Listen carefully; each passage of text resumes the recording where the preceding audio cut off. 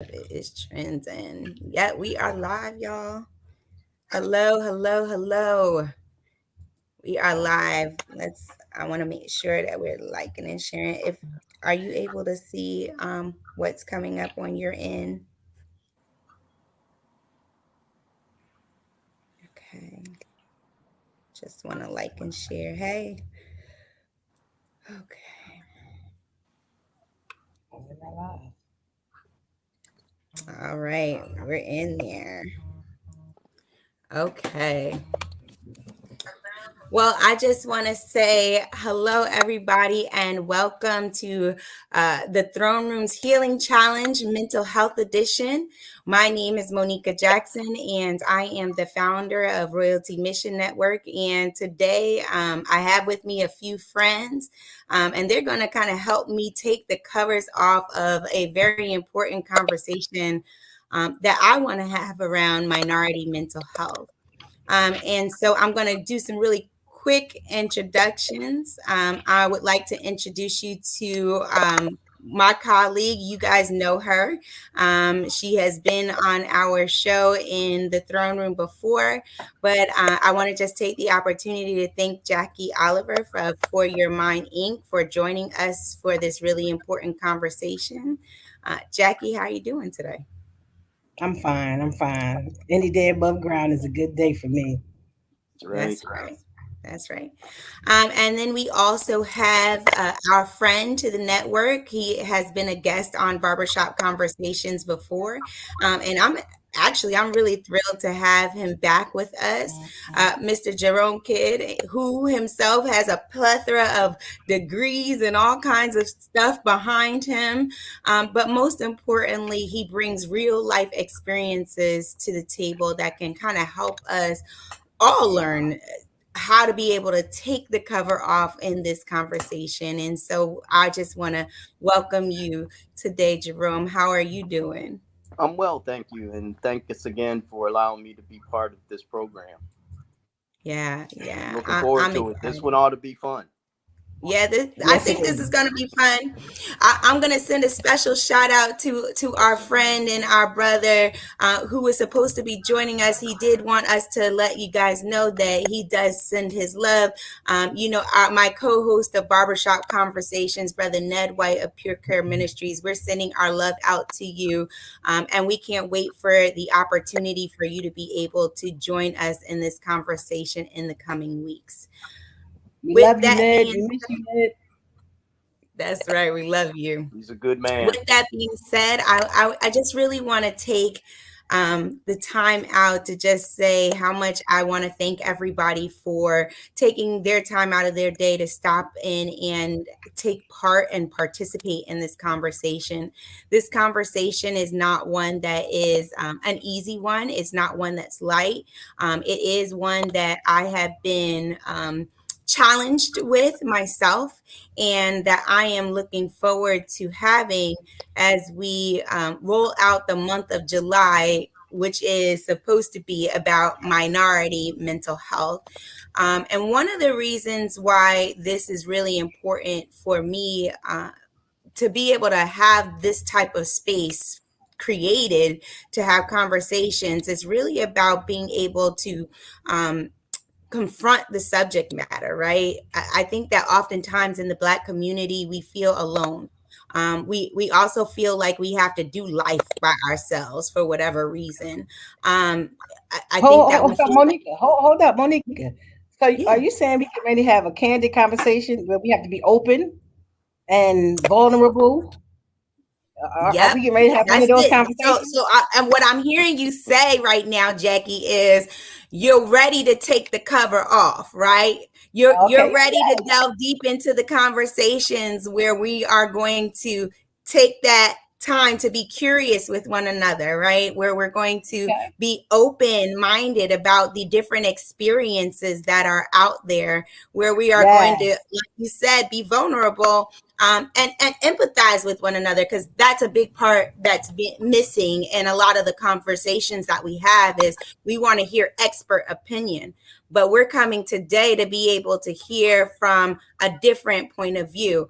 all of our experiences and all the things that come with what it means to be with someone and walk with someone in community as not just professional, but as family, as friends, as faith members, as institutions. How do we actually come together to hear our story so that we can move from one place to the other? And so I'm excited to be able to do that while respecting the process. You wiping your head, Jackie, it's a big deal. Jerome, I see that smile over there. Well, It's one a of the real. things I really admire about Royalty Ministries network is that it allows us to talk about things we don't normally discuss.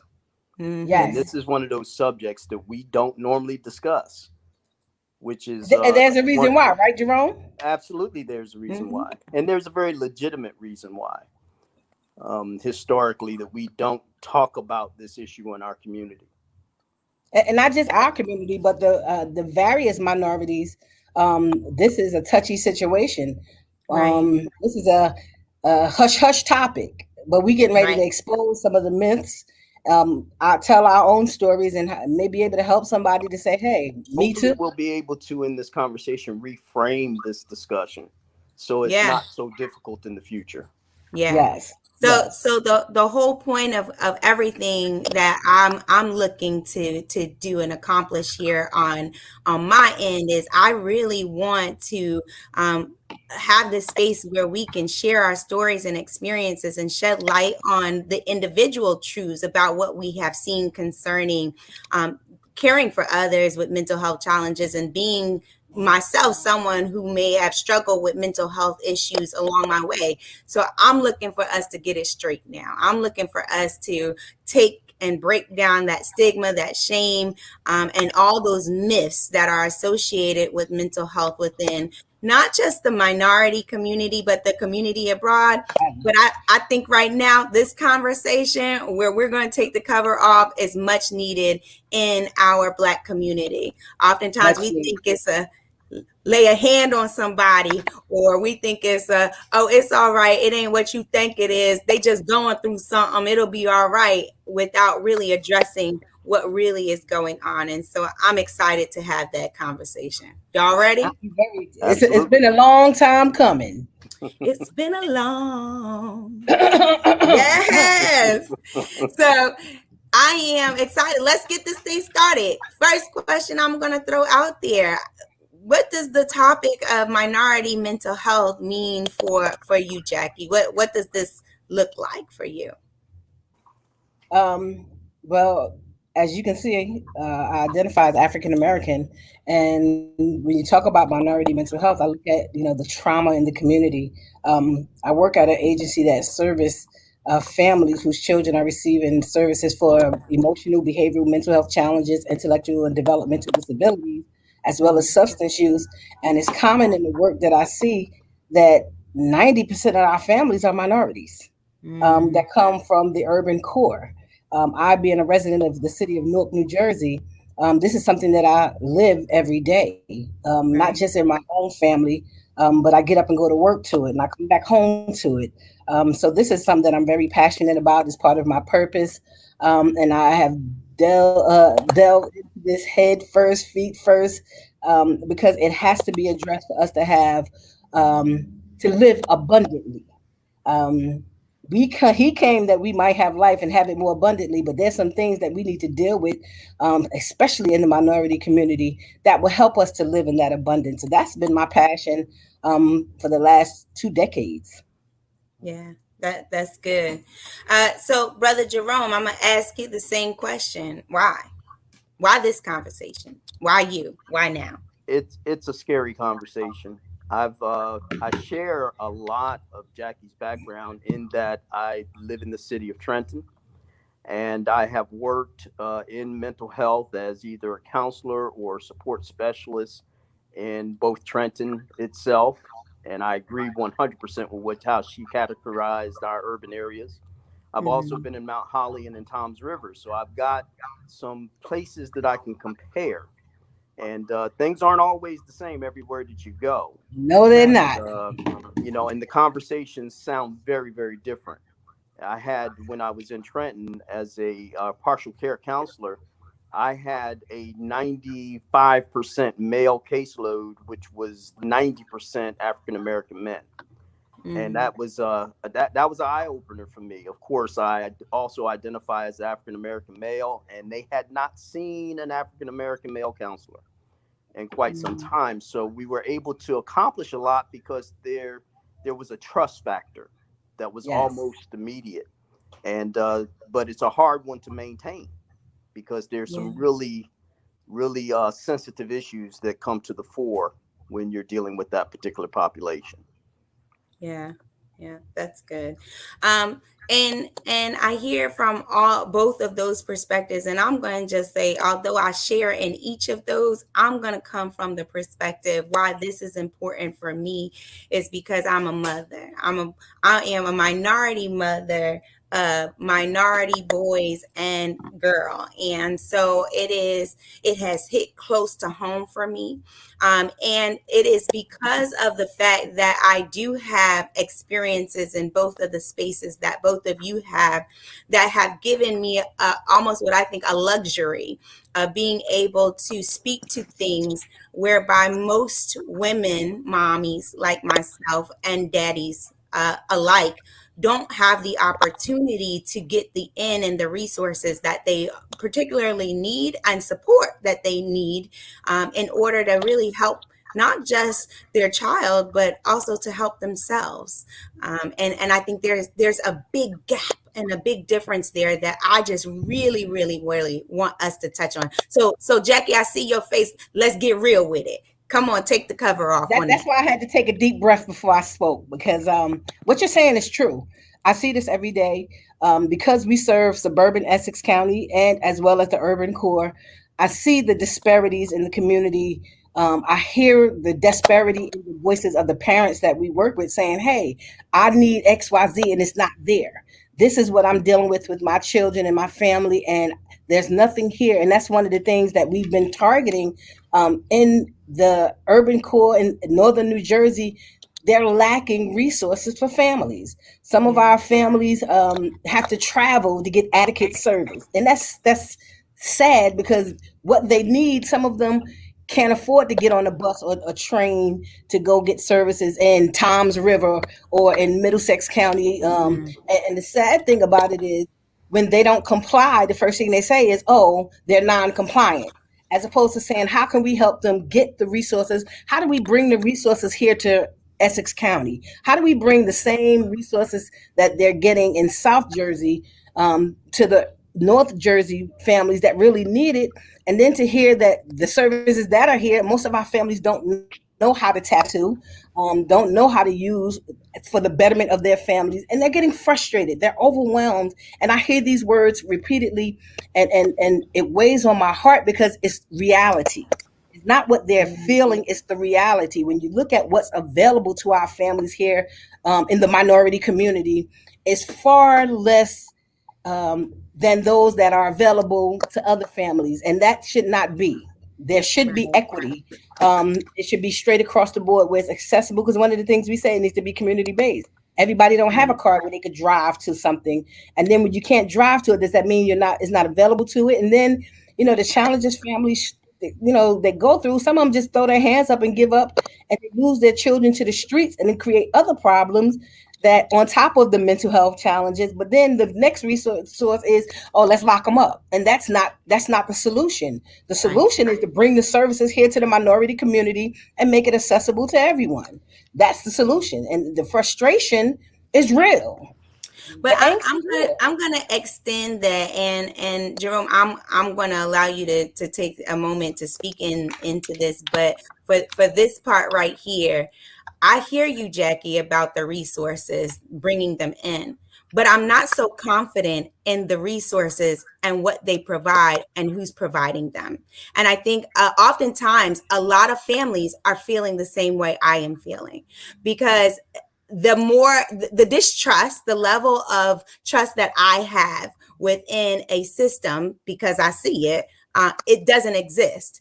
I see how it fails me and it continues to fail the family unit, especially if it's driven by people who aren't people who are actually seeking for healing, for restoration, for the community, for the family unit itself, right?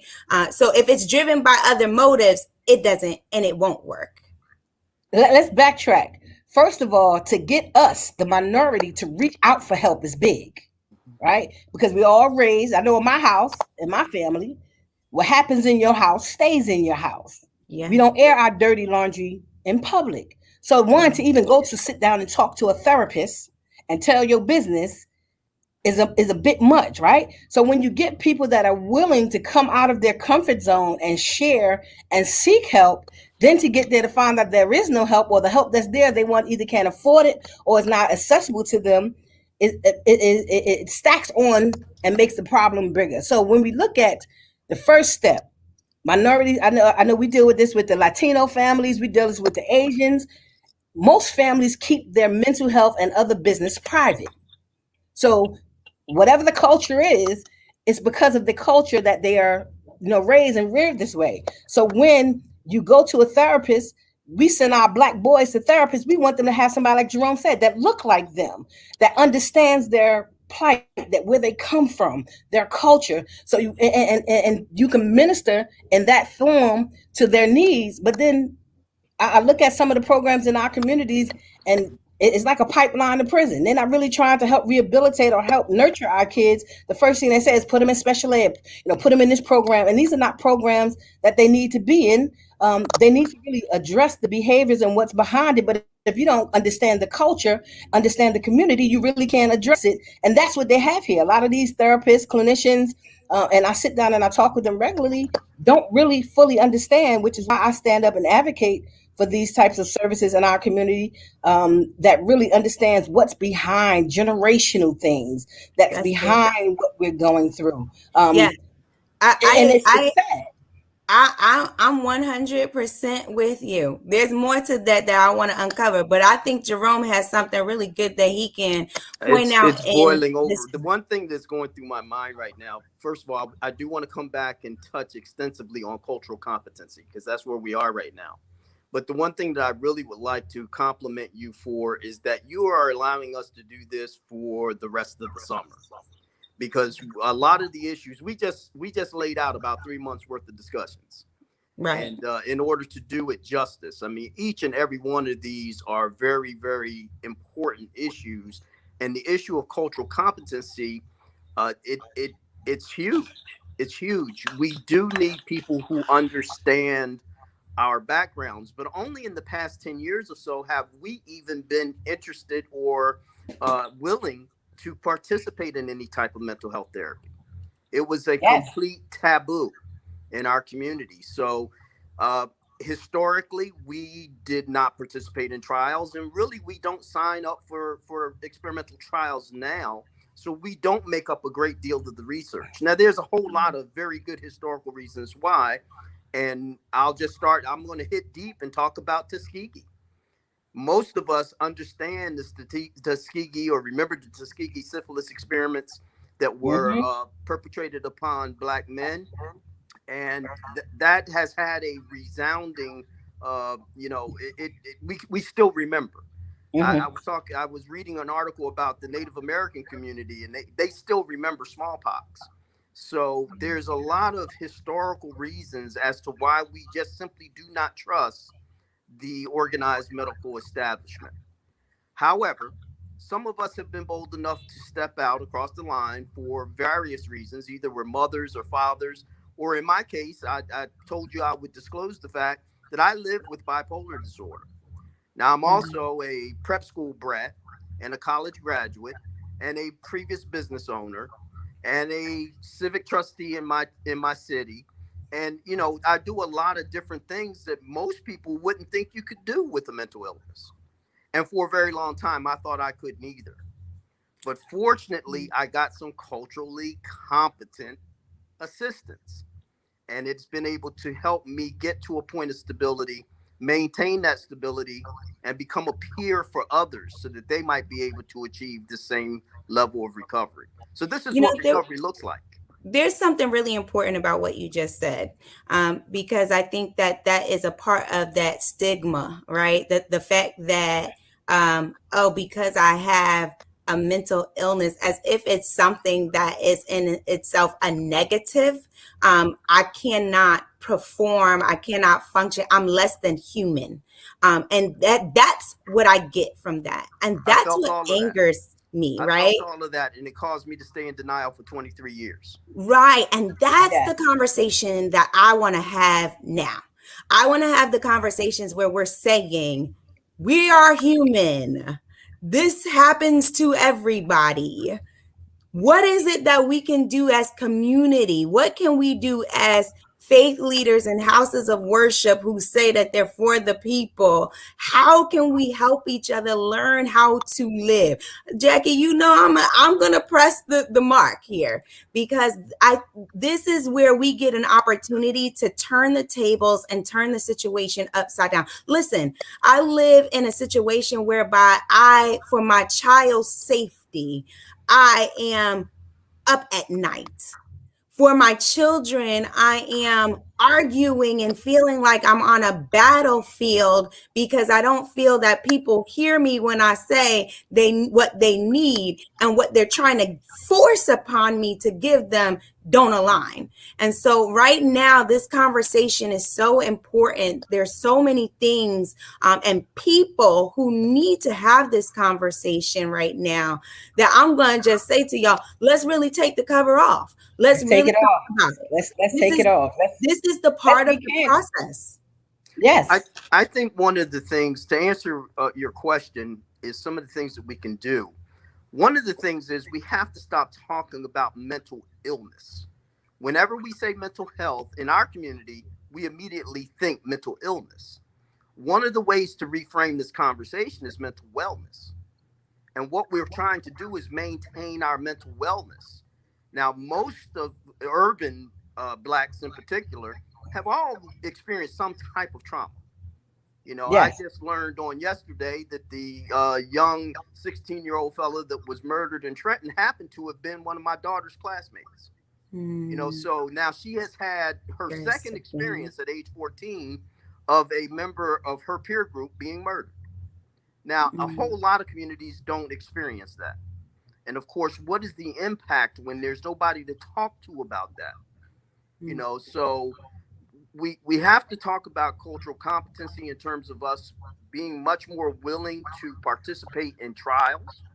We do need to participate in a lot of the trials that are taking place, and I know it's scary, but we also need to step up and work in this field quite more often, especially, and I speak particularly to African American men right now. We are woefully unrepresented in the mental health field in terms of it's a helps field, and for some reason it does not pay all that well most of the time, but it is so vitally important for the survival of our race that But we I get think involved. that, so let's just be honest here.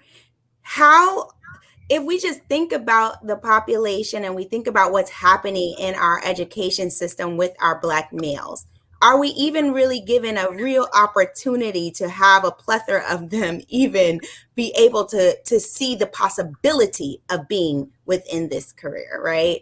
I think that is a big jump forward, and we're skipping a whole lot of things in between. Even when you talk about being courageous enough to be a part of trials and things like that, there's still a conversation, there's still behaviors and actions that are in between that piece that we really need to address and we really need to focus on and deal with. I think that it's organizations like the family support organizations of the communities, right, that really need to figure out ways in which they not just connect to the people, to the resources, but how do you connect with the family? How do you become a part of the family? What does the family support unit look like, as far as me, you, and them doing this thing together, and us not seeing each other with, I'm over you, I'm telling you what to do, or this is this and As this how you equal supposed to partners. do it. Equal. I got in, Equal. I'm in charge. Right. Come on, Yes. Jackie, talk about that. I So think so that one of that's one of the important. one of the things I train and I train staff and community partners too is the first institution that God created was the family. That's the first institution created, right? So if you ever want to fix something, the first place you go to is the family. We have to go to the house. We have to debunk the stigma around our kitchen table, kitchen counters, dining room tables, because in our homes, it's the way we handle it and deal with the denial in our homes, the rejection in our within our family. And I was sharing this with someone earlier. We all say, "Oh, he's just crazy." Oh, and we have to stop saying it. And one thing Right. I love about New Jersey, New Jersey has made a law where they took the R word out of vocabulary; it cannot be used. And because we grew up saying, "Oh, you retarded," "Oh, you special," and we've grown up with that stigma in our families. And when we have children or family members with that mental health challenge, the first thing everybody say is, "Oh, don't mind him." No, no, let them in so they can understand your day to day life. When I dealt with PTSD, I was recently diagnosed with PTSD after an accident. I didn't realize the extent of it until the day I walked out my house and took a deep breath after being hospitalized and institutionalized for an accident, out of work for 18 months. I had took a deep breath Wow. and was just glad to breathe fresh air. And I didn't know Mhm. the emotional. They were treating the physical.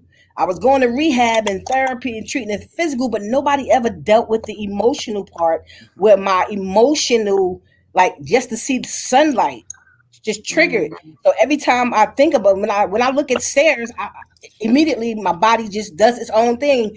I had to deal with that, and I had to say, "Hey, oh," and when somebody said to me, "Oh, get over it," I looked at them like, "Are you serious? Just get over it. Oh, put your big girl pants on. Just walk up. It's only 3 steps." But you don't know. I took one step that changed my life forever, and was in a Mhm. Mhm. hospital and a rehab center and bedridden for 18 months. And Mhm. the way we as family members view mental health has to change. That's where we have to start before we go out to the community to a clinician. We have to change what's how we treat it and deal with it within our families, how we talk about it, or how we put it under the table. No, we can't. We can't. The kids need to know We this need is to what Uncle learn is dealing how with. we need to learn how to treat mental disorders or developmental disorders the same way we treat hypertension and diabetes. We all Yes, know in our families in this community somebody, including yours truly, that's on some type of blood pressure medicine or some type of diabetes, and it's yes, okay. It's okay. Right. We talk about that openly and freely. Child, I got to go take my blood pressure medicine, or I need to, make sure I get my insulin on time and eat on time. We talk about that in a much more holistic way than we'll ever talk about mental illness. But isn't it Right. the same thing? we got to I, normalize it, Jerome. We got to normalize it. right. We do. Thank you for bottom lining that, because that's exactly where I was going. We have to have this conversation just as openly and freely as anything else. And I think, to answer your question, I think Monica, you asked, how do we get Black men involved? One of the areas I've been working in lately is I also serve as a president of a prison ministry in Wilmington, Delaware, for youth detention. Of course, we Mhm. know who's in youth detention in Yes, we Wilmington, do. Delaware. Yes, Shout out Doc. I love you. And yes, yes, we go. Yep, this one happens to be Kairos, but also for reentry. That's exactly where I was going. The Healing Communities program, Healing Communities USA, that deals with reentry of formerly incarcerated individuals. Unfortunately, for our community, and we've alluded to this. I think Jackie alluded to this earlier. That sometimes our first encounter with any type of mental health services is through the criminal system. We've been locked up for some reason. Maybe our locked manifested the behavior has manifested itself to the point that now it's become socially unacceptable. They don't understand us. If they didn't shoot us on sight because they didn't understand what was going on with us, they've now incarcerated us, and now we're coming back. What I'm learning a lot about people who are returning to our communities from incarceration is that they do want to deal with the issue, and a lot Mm. of them have done very, very well. First of all, we misunderstand the type of person that is in our penal institutions right now, Yes. because they look just like me, you, and everybody else on this conversation. Because they get there for some very interesting reasons. I have my mentors, both of them have doctorate degrees, and one of them has two doctorates, and both of them are African American men that have been formerly incarcerated. But those are my mentors because I understand. Fortunately, I haven't been there myself, except for to as a helps person, but I understand part of the trauma that goes along with that experience. and how they Right. can come back as a resource. These folks are resources in our community, but yet we shun them. We suffer in silence. We sit next to the mama in church, but she can't tell us that her son's in jail because we're going to talk about her rather than I So, talk. got one better for you, Jerome. I deal with families that tell me they go to church and when their child have a mental health breakdown or crisis, the church tell them they got to leave.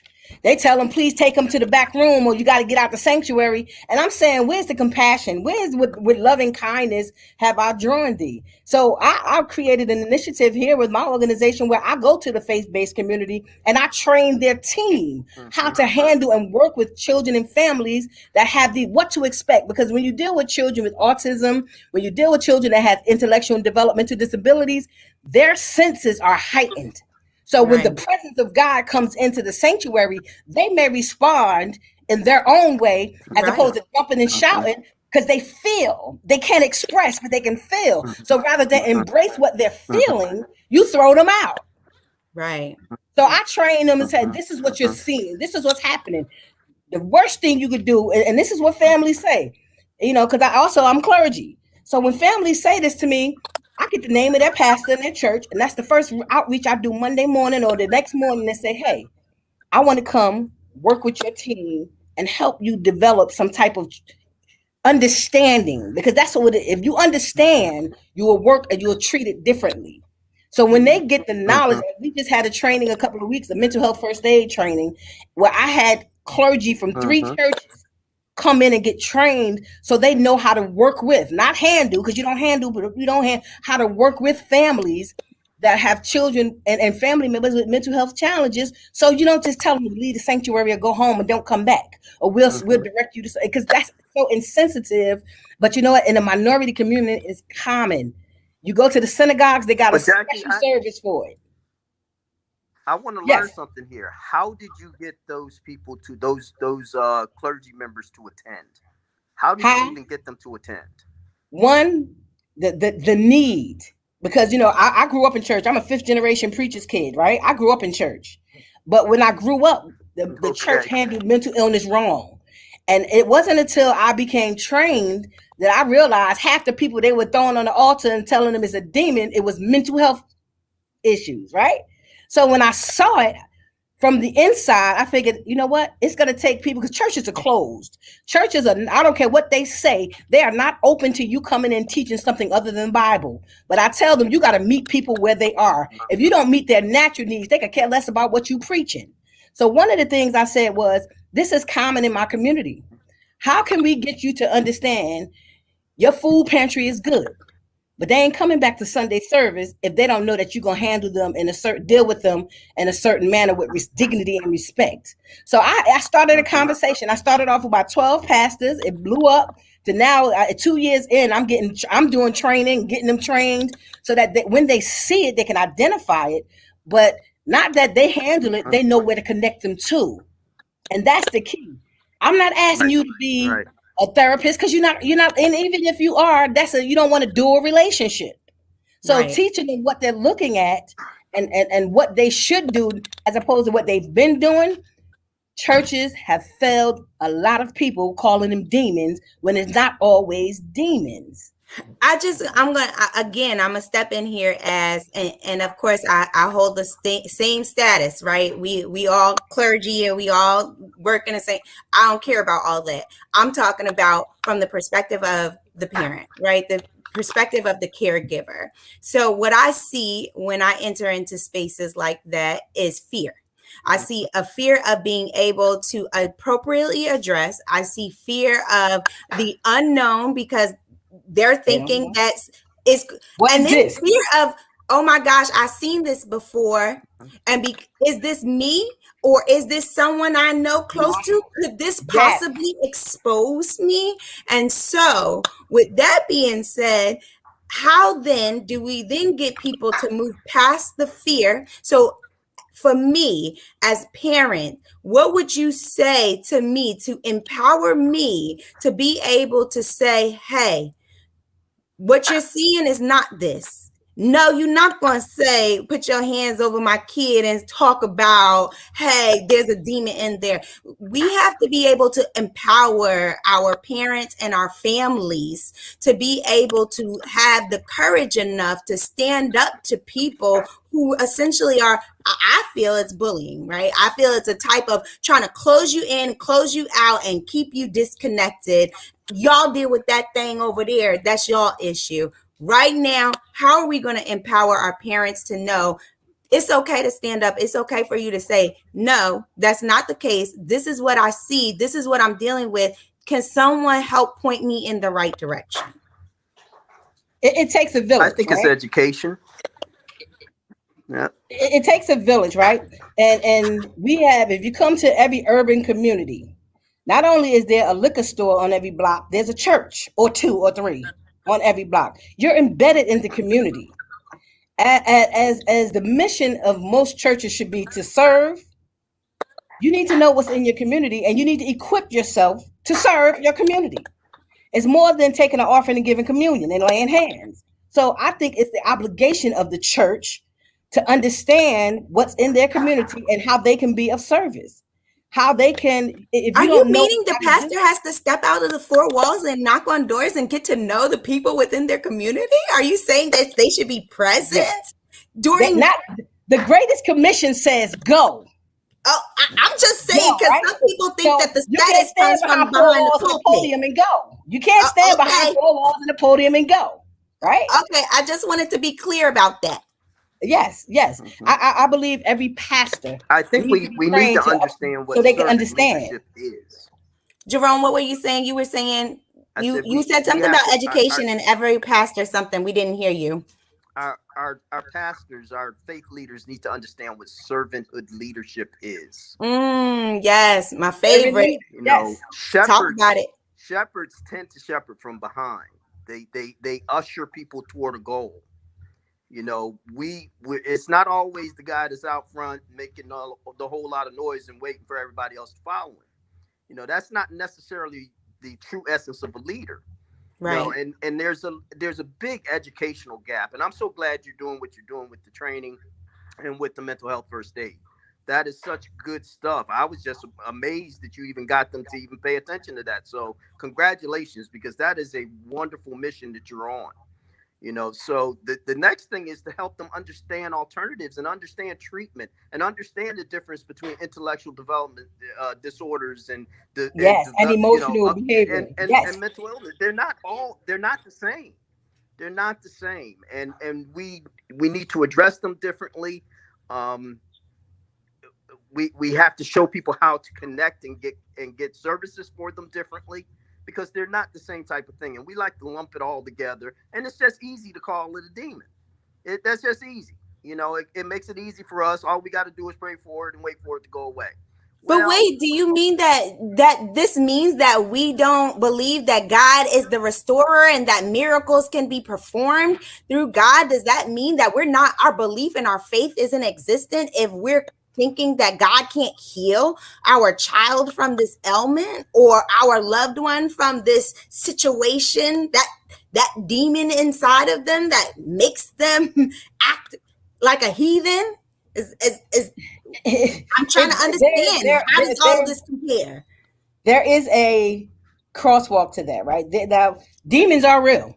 I was raised in deliverance ministry. I've seen demons cast out by the demon slayer, Apostle William Brown in Harlem, New York. I saw it as a child. I watched it as I grew up, and he even, trained me and how to recognize when it's a demon. And this is where it says, "My people are destroyed because of lack of knowledge." If it's in a book, Mhm. we ain't gonna go after it, and that's the part of the problem. One, two, being able to identify the difference, knowing the difference. When you have one of the things mental health first aid teaches is how to identify. And if you don't know how to ask the question, is this right? Sometimes church is one minded and so focused on one thing, they don't take time to ask questions. They don't take time to get to know the people, know them that labor among you. Ask family history. Get to know the history of those that are sitting in the pews, and you can understand what's in the child or the mother that you're dealing with. And you know what? Sitting down having conversation is a thing of the past, right? So when you look at the African American church, they say fellowship, but we all know fellowship ain't nothing but eating, talking sports. It ain't getting down into real conversation, which is why life groups have become more popular, because life groups are more intimate. You get to know one another, and they pair you with people, peer support, people that have like issues, likes, challenges, Mm. where you build relationships. And that's what it's all about: building relationships, building community, getting the support you need so that your family can thrive, not survive, because you don't want to just live surviving. You want to thrive. Having that difficult conversation, and then somebody saying, you know what? This is what I deal with too. I thought I was the only one. And we tell Mhm. people all the time, you are Mhm. not alone. Part of the criteria in which we hire are parents who have children that are receiving services for mental health behavior, Right. IDD. So when you connect with somebody on that peer level, that's why most of the time when I talk about to schools, parent PTA meetings or trainings, I talk about my personal experience, because you know what? It's my personal experience that you really want to know. How did you get where you are? How did I get from laying in a bed, not being able to walk, not being able to do anything for myself? I was in a dark place. I mean, I cried more in those 18, 24 months than I've ever cried in my life, because I felt darkness. I felt depression coming on me, because I couldn't do, a person that did for themselves for over 40 years, and now all of a sudden somebody got to wipe you, somebody got to clean you, somebody got to cook for you, somebody got to come clean your house. I was in such a dark place, and all I could hear in my ears what I hear in the church. Oh, get up out of that place. And I was like, I don't want that. And I told people when they came talking scripture to me, Mm. I use profanity, but I didn't want to hear that. At that moment, I needed more than a scripture. I needed more than somebody tell me Mm. that God will. I know God will. I know God can. But right now, Mhm. I'm in such a dark place. I felt like I was in a cave. I felt heaviness that Mhm. I've never felt. And you know what? I had to retrain my brain, refocus my mind, and get Mhm. therapy to pull myself up out of that place. But you know what it took? It took a lot of energy. It took a lot of support. I had people that were supporting me saying, "This not you. What's going on?" I had people that came to me, yeah, they said, "Oh, you a pastor," but you know what?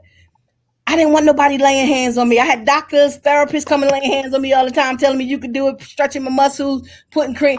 I did not need, I needed someone that was in that place, that was in a dark place, that understood it. And then when I came out the house and saw daylight, and I took a deep breath. It was the first time I was able to get up on a walker and walk. I took a deep breath and I cried like a baby, because I felt the lift. I looked at my mother and I said, "Ma, I need you to call this person for me." Because my mother couldn't do it for me. My mother could not give me what I needed, but I knew the person that could give me the support and the push that I needed to hear their voice. I needed them right there with me. And you know what? My mother never left. She stayed around to see, okay, this is not my baby. And I'm the baby girl, they think I'm the oldest. And my family was like, hey, a lot of family didn't come around because they didn't want the responsibility. A kid at that time, a 12-year-old kid saw that this auntie something wrong, and was sitting there by my side, didn't say nothing. Sometimes silence is good, but it was those people that were around me that helped me pull myself up. And I didn't want to hear put your big girl drawers on. I heard that all my life, and it did nothing. I put my big girl drawers on every day. Okay, And still was broke down. and still was broke down, busted, and disgusted, right? But it Right. was a struggle. But all I needed was that push to get me going. I knew where to go get the help I needed because I work in the field, right? So as I began to look at the challenges, everybody didn't have the support or the know-how or the connections that I had. So I had to make that available and accessible. So the first place I went to was the church. Since y'all badger people about this, I'm gonna train and educate y'all so y'all can know that what y'all been doing for years is so wrong, so unproductive, There so was not helping. there's two things that you made mention that were really important here in this conversation. And the first one was going back to being able to go to the church community, right? But in that, I wanted to add a little caveat about that. Oftentimes it's hard for us to be able to do that because we think that when we're in the church, that church is representative of perfection.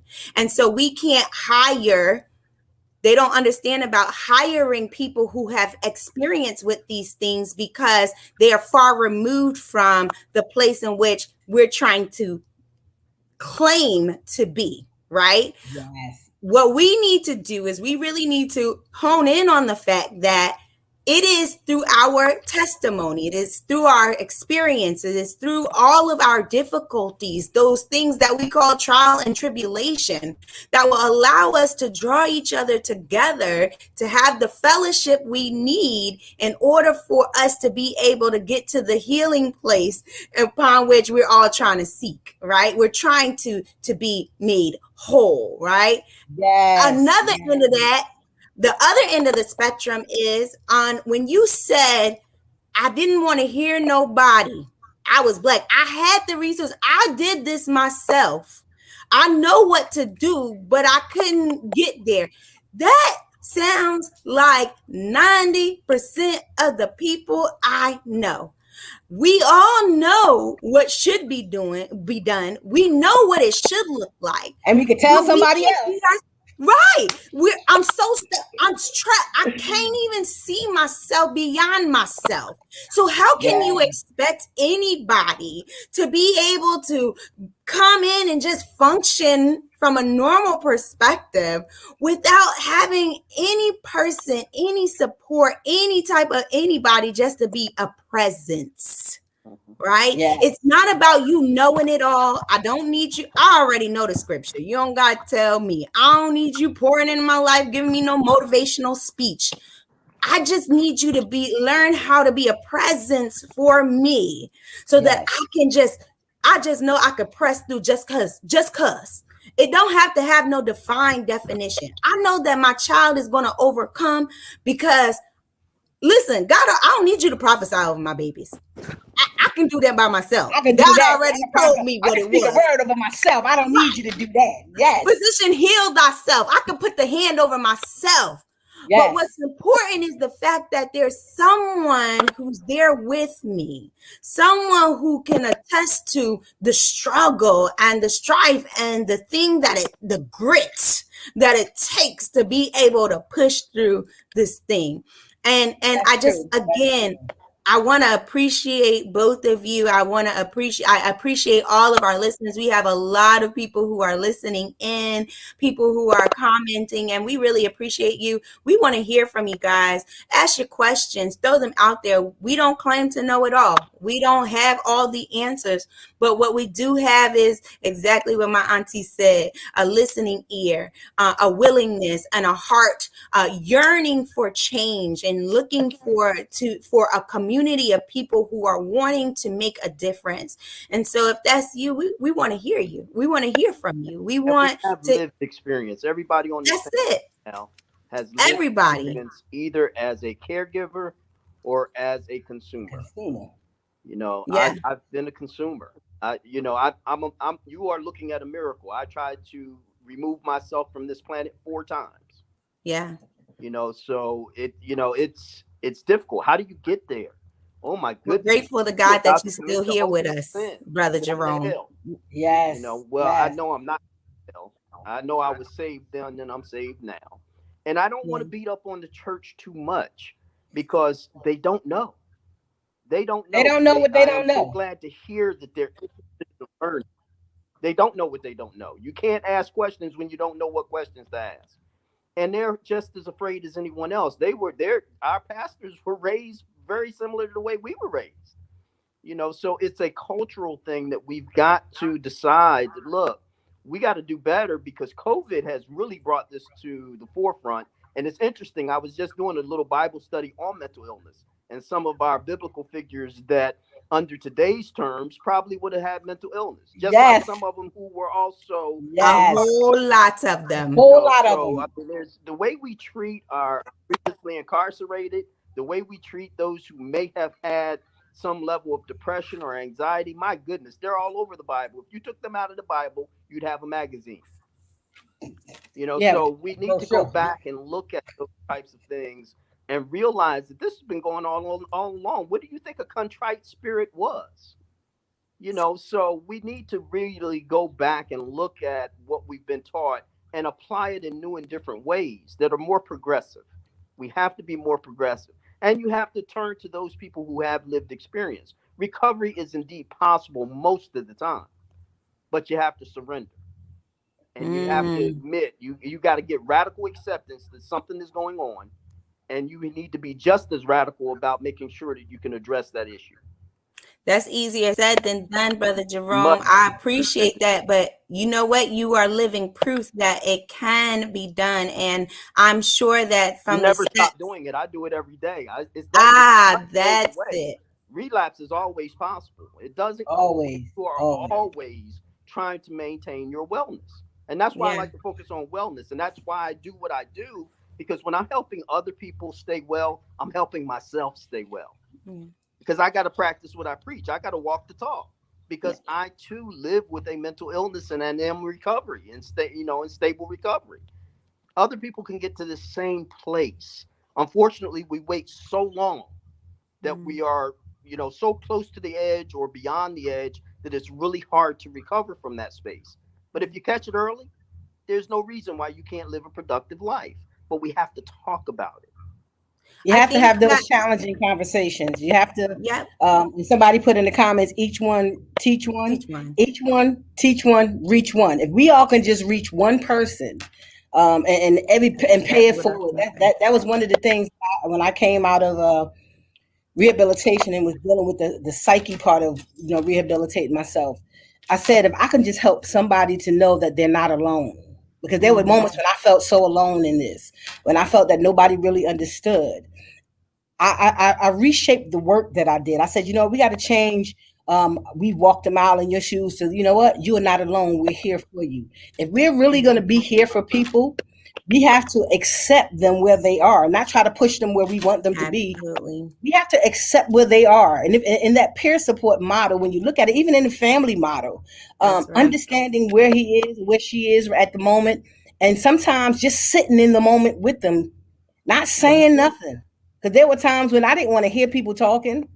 You come to bring food, and I would say, "All right, put it in there, see you," because I didn't want to hear the cha cha cha cha cha cha, because that wasn't helping me. What I needed Mm. was somebody to just, and that's what my 12-year-old nephew did for me every day. He came and sat by my bed. He just got me water, watched TV. He didn't say nothing, and I promised him. I said, "You know what? You were the first person after Tanya when I came out of surgery that I saw." And he cried and I cried. And I said to him, I said, "You know what? We're going to help some people that are in this situation." And I bring him to work with me so he can understand mental illness and mental health challenges.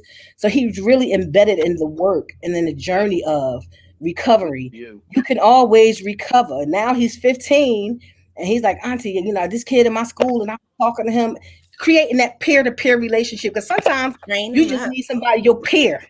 You don't need no, like you said, you don't Yes. need nobody a hierarchy. The bishops came to see me and want to rub blessed oil on, and I was like, "Hey, I got staples in my legs. I don't need no blessed oil. Bitch, this put your hand over my leg." And we need to be more sensitive and in tune to what people are going through, and not trying to rush the process along. Because in my Mm. process, Respect I it. learned so much in my process that had to do with more than just what I was going through, but the pain that I was carrying, and how to release it and let it go. And in the process, when I started dealing with what was ailing me, that's when the healing began. Don't That's don't when the stop recovery, preaching here, Apostle. Okay. and that's when I was really able to say, "You know what? I got to help somebody, because you know what? He helped me get here. I'm gonna help somebody else, and they Yes. gonna pass it forward to parents." And you know what? It began like a ripple effect. I had to, yes, Ned, trust the The process. process. I couldn't rush it. I wasn't gonna walk no faster than my legs was gonna let me. The pain was, and I still deal with the pain to this day. And some days I have good days, some days I have bad days. But you know what? Like I said, any day above ground, I am blessed, and I've learned to appreciate the fact, because there's some people that can't feel pain, And those that I can tribulations feel the are pain, and those to know that it'll tribulations pass. are patience. I've I become a didn't pray for much more patience, because I know patient when you pray person. for patience, it can come trials and tribulations. But see, My prayer was, you got to if earn you patience. can't change the situation, change me in the situation. And that's what God did. When I began to dive into it, when I began to really look at it, I had to let some things go. And the doctor told me, he said, "You know what? You'll never walk again. You'll never play basketball again." And the more he told me what I would never do, the The more deeper I I got sunk it into up in there. depression. And then at one day, I got up and I said, "You know what?" He said, "I'll never do." I went to therapy and I told him, I said, "I want to jump and play with my nephews and the kids again. I can't be like this. And my pastor used to sing a song that says, "It won't be like this always. Mm-hmm. God will brighten up your days. Troubles, they won't last always. It won't be like this always." That's And my mama's I song. sing It that to won't myself. always be like this. I thank you guys, and I thank you for again coming into the throne room and being willing and ready and transparent and taking the cover off of all of this stuff concerning minority mental health and what we have going on in our community. This is just the beginning. This conversation wasn't geared around the black church. It wasn't geared around any specific thing. But you know what? What was really shown itself here was the prevalence of what it means to have a community support system, right? Yes. And that the church needs to understand the real stance that it has within the community, the power that it has, and the potential it possesses within the community to be a presence, right? To all things. It doesn't have to just end with, oh, I'm going to tell you and restrict you to what the word says and tell you what to do and how to live your life, but that we're going to show you and walk with you and how to do life, and how to be present. So I just want to thank all of our I listeners know a man that again. did that for 3 years. I ain't hear you, brother Jerome. What you say? I said, I know a man that did that, exactly that, for 3 years. Walked right with us. Well, you know Showed what? us, I taught us. I'm looking for more people like him to walk with Of us, course. right? We Of He we course. he do, become more like him. uh-huh, Whatever your uh-huh. particular belief system is, that happens to be mine, and I'm proud of it. But we need to be able to do that for our brothers and sisters. We have to love on each other. Yeah, We Mhm. have to be trauma informed without yeah. inflicting more trauma. Unfortunately, right now, some of our institutions are inflicting more trauma while they're trying to be trauma informed. You going into our next week Yes. topic. You better keep that right now. We going this is a good ending mark. That's right. The institutions part of this Yes. process. All of that. And you know what I say to This that? was good. This You can't change what you don't confront. You can't fix what you don't absolutely. face. You feel that over the airways, high Yes, five. Give me yes. my dap. We doing this minority style, so we gonna dap that up. I How the want to kids thank you guys. I thank y'all for joining us this afternoon, and we look forward to seeing you guys back again next Wednesday at 5 p.m. Brother Ned, we can't wait to have you a part of this Oh yes. necessary, needed, most importantly, essential conversation. Everybody, come to the table with your questions. We want to hear you again, and don't forget, we're coming into the throne room to take the cover off. I can't wait to see you guys until next week. Can they drop their questions if they watch this at a later date in the comments Yes, and we answer their questions next time? Oh, absolutely. that'd be Drop your great. questions in the comments, or if you want to you can send us a message. You can find us on Facebook, YouTube, TikTok, all of the social media outlets. We have Make us tell Instagram you what you pages. want to hear, and if we don't know, make us go find out. Yeah, that's right. That's right. We're gonna come back to you next week with some great statistics on some things, and we're gonna have real conversation once again. How can we do this thing called healing? We're all in this healing challenge, the mental health edition. See you next week. Thank you. Thank you.